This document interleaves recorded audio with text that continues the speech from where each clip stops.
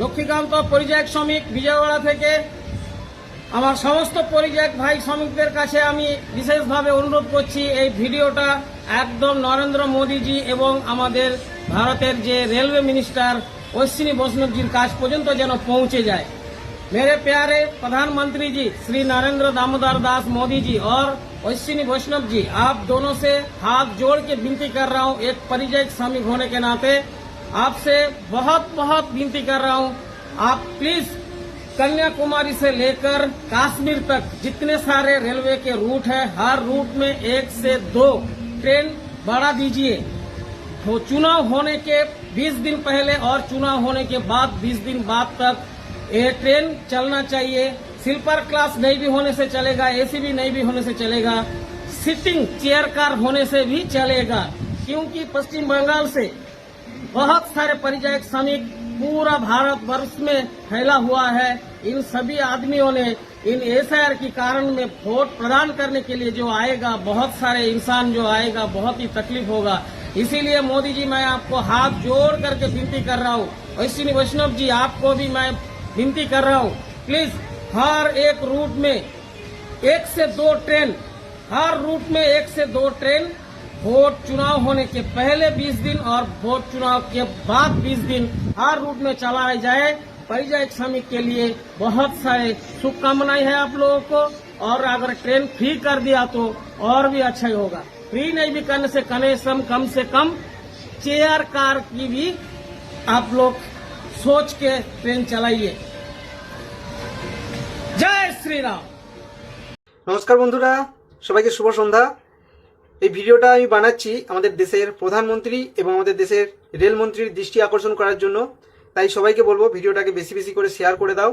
আর কি কারণে বানাচ্ছি সেটা তোমরা অবশ্যই বুঝতে পেরে যাবে ভিডিওর শেষ পর্যন্ত দেখলেই।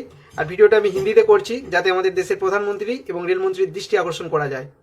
Deer prime minister mister Narendra Modi ji and rail minister Ashwini Vaishnaw ji, देश का हर कोने में रहने वाला परिযায়ী श्रमिक की तरफ से पश्चिम बंगाल का चुनाव को लेके एक रिक्वेस्ट आप लोगों के पास भेजना चाह रहा हूँ। आप तो जानते ही होंगे पश्चिम बंगाल में चुनाव है और डेट भी फाइनल हो गया, एक 23 तारीख को, एक 29 तारीख को। चुनाव को लेकर हर कोई जाने के लिए तैयार है। और जैसे कि इस साल एसआईआर हुआ है, इसके वजह से हर कोई जाने के लिए तैयार है, लेकिन जाने के लिए जो टिकट है, ट्रेन है, वो नहीं मिल रहा है, मतलब ट्रेन का टिकट नहीं मिल रहा है। और जैसे कि अभी टाइम भी खत्म हो गया, 2 महीने का पहले का जो टाइम था वो भी खत्म हो गया, तो इसके लिए किसी को टिकट नहीं मिल रहा है। इसलिए हमारा देश का हर शहर का जितना परिযায়ী श्रमिक है सबका तरफ से रिक्वेस्ट है, हमारे लिए चुनाव का 10 दिन पहले एंड चुनाव का 10 दिन बाद हर शहर से एक ट्रेन का बंदोबस्त कीजिए, जैसे कि हम शांति से गांव तक जा सके और अपना अपना वोट डाल सके।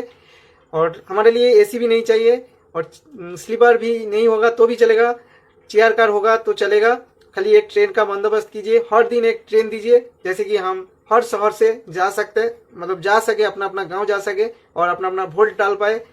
तो उम्मीद करता हूं हमारा ये रिक्वेस्ट अब तक पहुंचेगा, आप हमारे लिए एक ट्रेन का बंदोबस्त करोगे हर दिन का, और एक बड़ी खुशी का बात होगी हमारा परिযায়ী के लिए। उम्मीद करता हूँ ये आप नज़रअंदाज करोगे और हमारे लिए एक ट्रेन का बंदोबस्त करोगे। तो दोस्तों, हमारा जितना परिযায়ী श्रमिक ये वीडियो देख रहे हो, सभी ने वीडियो को ज़्यादा से ज़्यादा शेयर कर दो, जैसे कि मिनिस्टर तक पहुंच जाए वीडियो और हमारे लिए हर दिन का एक ट्रेन का बंदोबस्त हो जाए और हम शांति से गांव जा पाए, अपना अपना वोट डाल पाए। फिर से सभी को मेरा प्यार भरा नमस्कार।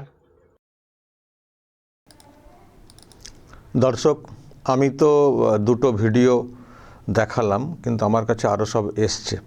আবার ভিডিও ছাড়াও আমি দেখছি হোয়াটসঅ্যাপে আমাকে এই কথাই বলার চেষ্টা হয়েছে পরিযায়ী শ্রমিকদের তরফ থেকে, বিভিন্ন রাজ্যে শহরে যারা ছড়িয়ে রয়েছেন। মানে ওনাদের বক্তব্য যে হঠাৎ করে তো ভোটটা ঘোষণা হয়ে গেল আর ট্রেনের টিকিট তো মানে পাওয়া যাবে না তো এই সময়ের মধ্যে, ফলে আমরা যাব কি করে? আমরা ভোট দিতে চাই, এসআইআর হয়েছে, মানে এটা পরিষ্কার। দর্শক, আমি আগেও বলেছি যে এবার যে ভোটটা, যেহেতু এসআইআরের পরে ভোটটা হচ্ছে, অনেক মানুষের অনেক কৌতূহল থাকবে যে মানে অনেক বলতে মানে এসআইআরের নাম থাকা এবং ভোট দেওয়ার যে ক্ষমতা অধিকার সেটা ঠিকঠাক আছে কিনা সেটা যাচাই করার একটা বিরাট চাহিদা থাকবে। তো মানে এসআইআরের পরে যেহেতু এই ভোটটা হচ্ছে, মানুষ ভোট দিতে দেখবেন ভীষণই আগ্রহী হবেন, ভোট কেন্দ্রে যাবেন। তো যারা এখানে আছেন তারা তো যাবেনই, কিন্তু যারা ভিন রাজ্যে আছেন, পরিযায়ী শ্রমিক হিসেবে কাজ করছেন, তারাও আসতে চাইছেন, কিন্তু আসবেন কি করে, এটা এখন হয়ে গেছে সমস্যার। কারণ 15 তারিখে ভোট ঘোষণা হয়েছে, আর এক মাস 7 দিনের মধ্যেই ভোট শুরু। তো এই সময়ের মধ্যে টিকিট বুক করে আসাটা, এটা তো সম্ভব না, টিকিট তো পাওয়া যাচ্ছে না।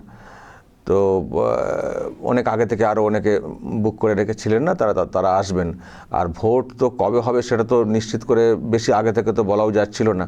ফলে যারা আসতে চাইছিলেন তারা যে আগে থেকে বুক করে রাখবেন সেটা না। আমি দেখেছি আমাকেও অনেক আগে থেকে জানতে চাইছিলেন যে দাদা কবে হবে ভোট, কারণ এখন থেকে টিকিট বুক করতে হবে। তো ভোট তো ঘোষণা না হলে তো আর ওইভাবে বলা যায় না। একটা আন্দাজ হয়তো আমি দিয়েছিলাম, কিন্তু তবুও নিশ্চিত না হলে বলা যায় না। যখন নিশ্চিত হলো বিষয়টা, এত কম সময় টিকিট পাওয়া যাচ্ছে না, তো তারাও ফাঁপড়ে পড়ে গেছেন, কিন্তু ভোট দিতে তারা আসতে চাইছেন। তো এই দেখছি যে এইসব ভিডিও করে ছাড়া হচ্ছে, যিনি মানে প্রধানমন্ত্রী আছেন এবং রেলমন্ত্রী আছেন, তাদের দৃষ্টি আকর্ষণ করার জন্য হিন্দিতে দেখছেন ওনাদের মতো করে বলছেন। তো এটা করছেন যে যদি অন্তত দিনে 1-2 করে ট্রেন প্রত্যেকটি জায়গা থেকে মানে প্রত্যেকটি লাইনে বাড়ানো যায়, তাহলে ওনারা আসতে পারবেন। এবং এটাও শুনছেন ওনাদের বক্তব্য, আমাদের এসি দরকার নেই, স্লিপার দরকার নেই, বসে বসে যাওয়ার মতো ট্রেন হলেই হবে, আমরা মানে যাব, বিনামূল্যে দিলে ভালো হয়। এটা ঠিক, পরিযায়ী শ্রমিক তারা ওখানে আছেন, ভোটের জন্য আসছেন, আবার একটা খরচও আছে। কিন্তু ওনারা বলছেন বিনামূল্যে দিলে ভালো, না হলে তাহলেও চলবে, যদি ট্রেনটা অন্তত একটা যদি মানে ব্যবস্থা করা যায়, মানে প্রত্যেক দিন তো 1 বা 2। সুতরাং এটা হচ্ছে আকুতি একটা ব্যাপার আছে। আর শুধু যে নিজের মানে ভোট দেওয়ার আগ্রহ, মানে বললাম যে এসআইআরের জন্য আসা, সেটাও শুধু না, এটা যেমন একটা তাগিদ অবশ্যই যাচাই করা, কিন্তু এবার আমি যেটা দেখছি দর্শক, অনেকের মধ্যে একটা বাড়তি তাগিদ, সেটা হচ্ছে যে পরিবর্তন, মানে ভোট দেব, পরিবর্তনের জন্য ভোট দেব, মানে উল্টাতে হবে সরকারটাকে। আর পরিযায়ী শ্রমিক যারা আছেন তাদের দুঃখ কষ্ট আরও অনেক বেশি, যে আমাদের রাজ্য বাংলা কত ভালো রাজ্য ছিল, সেটা দিন দিন শেষ হয়ে যাচ্ছে, আর আমরা পরিবার ছেড়ে বাইরে এসে কাজ করছি, থাকছি, বছরের পর বছর কেটে যাচ্ছে। তো এসব তো চলতে পারে না। ফলে আমরা এখানে আছি, কিন্তু সুযোগ যখন আসছে একবার গিয়ে উল্টে দিয়ে আসি, তারপর যদি বাংলার ভাগ্য ফেরে আবার নিজেদের এলাকায় থেকে ঘর সংসার করে জীবনটা কাটাতে পারবো। ফলে তাগিদও আছে ওনাদের মধ্যে, যেমন তালিকায় নাম আছে কিনা, ভোট দিতে পারছে কিনা এটা দেখা, আর দ্বিতীয়ত উল্টাতে হবে। আমি দেখছি যারা সব তাদের মন মানসিকতা, আমার সঙ্গে যোগাযোগ রেখে অনেকে চলেন, তো আমি কথা বলে দেখেছি সব চাইছেন যে পরিবর্তন হোক। আর একটা বিষয় দর্শক ভাবুন, রাজ্যের মুখ্যমন্ত্রী একবার বললেন যে কত 32 লক্ষ পরিযায়ী শ্রমিক তারা সব চলে এসছেন, তাদেরকে মাসে মাসে 5,000 টাকা করে দেওয়া হচ্ছে, বলেছেন না, এবং এককালীন 5,000 আসার জন্যে, তো 32 লক্ষ। আবার উনি একটা হিসেব দেখাতেন, আমাদের রাজ্য থেকে বাইরে কাজ করেন 22 লক্ষ, তো উনি নিজে হিসেব দেখাতেন 22 লক্ষ আগে, আর 32 লক্ষকে উনি আবার টাকা দিচ্ছেন ফিরে আসার জন্যে। আমি জানি না এই 12 লক্ষ 10 লক্ষ আর কোত্থেকে বেড়ে গেল, আর টাকাগুলো অ্যাকচুয়ালি কাদের অ্যাকাউন্টে ঢুকছে। কিন্তু প্রশ্ন তো 22 বলে 32 লক্ষ চলে এসছেন বলেছেন, তো ইনারা আবার তাহলে কারা? এখনও তো ওনারা টিকিট পাচ্ছেন না, মানে তার মানে কত লোকজন বাইরে আছেন, পরিযায়ী শ্রমিক কত বাইরে আছেন। তাহলে এই যে সংখ্যাটা, যেটা মুখ্যমন্ত্রী বলার চেষ্টা করেন আমাদের রাজ্য থেকে খুব বেশি বাইরে নেই, অন্য রাজ্য থেকে এখানে বেশি আছেন, কাজ করেন, এই যে ঢপটা দিয়ে থাকেন, তাহলে এনারা কেন এরকম মানে আসার জন্য এত কাকুতি মিনতি করছেন? ট্রেন পাচ্ছেন না মানে অনেক আসতে চাইছেন, যে ট্রেন সিস্টেম আছে সেখানে তারা বুক করে নিয়েছেন, তার বাইরেও তারা এখন এইরকমভাবে তারা রিকোয়েস্ট করছেন প্রধানমন্ত্রীকে, রেলমন্ত্রীকে রিকোয়েস্ট করছেন। তারপরে কত সংখ্যাতে আছে বিষয়টা, মানে সংখ্যাটা কত। আর এনারা যারা পাঠাচ্ছেন ভিডিও, তারাও তো খোঁজ খবর রাখেন না, তারাও তো জানেন এলাকায় তাদের নিজে যেখানে আছেন সেখানকার সংখ্যাটা দেখো তারা বুঝতে পারছেন যে কত এখানে আছেন। ফলে প্রত্যেক দিন অন্তত 1-2 করে ট্রেন বাড়াতে হবে। সুতরাং এই যে বিষয়টা এখান থেকে কোথাও একটা আন্দাজ হয়ে যায়, এখান থেকেও যে তার মানে কত পরিযায়ী শ্রমিক বাইরে আসছেন। আর দিদিমণি বলছেন সব নাকি চলে এসছেন, আর তারপরে বাংলায় কথা বললে সব অত্যাচার হচ্ছে, সেই জন্য সব চলে এসছেন।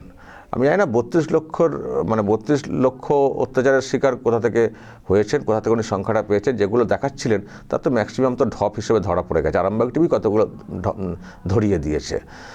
তো ঢপ আসলে যারা মানে যাদের সংসার চলে না, তাদেরকে থাকতেই হবে, এখানে কোনো কাজ নেই, তারা ওখানে আছেন। যতই এখান থেকে বলা হোক মাসে 5,000, ওনারা ভেবেছেন যে মাসে 5,000 কতদিন, তাও তো বলেছেন এই ভোট পর্যন্ত, তারপর তো আর দেবেন না। ফলে কাজ ছেড়ে আবার চলে আসবো, মানে কাজ ছেড়ে এলে আবার কাজ পাওয়াটাও চাপ আছে। ফলে তারা আসেননি, কথা শুনেননি। শোনার মতো কথা নাও, 5,000 টাকা মাসে এতে বসিয়ে হয়তো পাওয়া যাবে 1 বছর, তাতে তো সংসার চলবে না।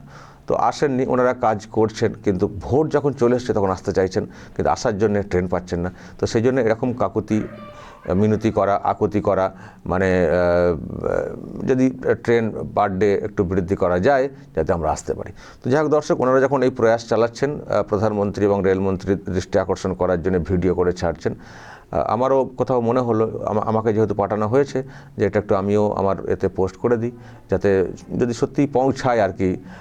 যেমন প্রধানমন্ত্রী নরেন্দ্র মোদীর দৃষ্টি ডিরেক্টলি ওনারা আকর্ষণ করার চেষ্টা করছেন, কিন্তু সেটা না হলেও যদি বিজেপির অন্যান্য নেত্রীরা যারা আছেন, যাদের কথা চলে, যাদের সঙ্গে যোগাযোগ আছে রেল দপ্তরে বা প্রধানমন্ত্রী দপ্তরে, যদি তাদের নজরেও আসে বিষয়টা, তাহলেও যদি কিছু একটা সুরাহা হয়। মানুষ যখন তার ভোটাধিকার প্রয়োগ করার জন্য এরকম একটা রিকোয়েস্ট করছেন, এবং তারা তো বাধ্য হয়ে গেছেন না, এই রাজ্যে কাজ নেই তাই তারা বাধ্য হয়ে ওখানে গেছেন, কিন্তু ভোটাধিকার এটা একটা বড় ব্যাপার। তো সেটা প্রয়োগ করার জন্যে যখন তারা এরকম রিকোয়েস্ট করছেন, তো একটা ব্যবস্থা করাই যায়, ভোটের আগে পরে একটু ট্রেনের ব্যবস্থা করাই যায়। তো বাংলার স্বার্থে, এবং মানুষ যেভাবে পরিবর্তনমুখী হয়ে রয়েছেন, এবং আবারও বলছি, পরিযায়ী শ্রমিক যারা আসবেন তারা ম্যাক্সিমাম পরিবর্তনপন্থী। তো সেই জন্যে আমার মনে হয় একটা ব্যবস্থা কিছু করা উচিত। তো তাই বলছি, ওনারা যখন এই পোস্ট করেছেন, যখন শেয়ার করতে বলছেন, আমি যেহেতু এই পোস্ট করলাম, আপনারাও পারলে আমার এই যে ভিডিও সেটাকেও শেয়ার করে দেবেন, যাতে করে একেবারে মানে লোকজনদের কাছে পৌঁছায় এবং যাতে একটা কিছু ব্যবস্থা হয়। দর্শক, আর যদি আপনাদের এই নিয়ে আরও কিছু বলার থাকে বলবেন, মতামত রাখবেন এবং নজর রাখবেন আরামবাগ টিভিতে।